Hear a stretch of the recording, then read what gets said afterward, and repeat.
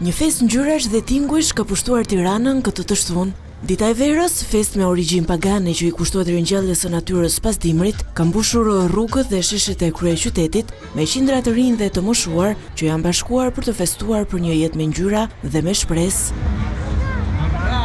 Aktivitetet kanë nisur që prej mëngjesit, ku spektatorët e parë ishin fëmijët, të cilët shijuan programin me animator dhe lojra argëtuese për ta në parkun Rinia.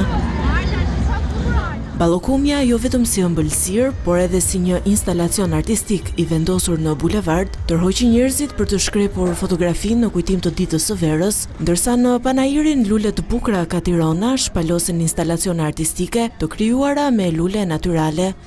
Që prej mesditës, zona ish bllokut është shndërruar në skemë për një street party, duke krijuar një atmosferë dinamike urbane për të gjitha shijet në kryeqytet.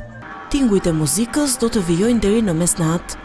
Për ata që e duan sportin, volejbolli, tenisi, futbolli apo edhe ping-pongu, luhen në ritmet e muzikës që përcjellin artistët nga koncerti festiv në zonën mes piramidës dhe kryeministrisë. Dita e verës, që qëllim ka të përshëndes natyrën dhe shpresën, është shoqëruar edhe me masa të veçanta sigurie dhe kufizime të qarkullimit të automjeteve.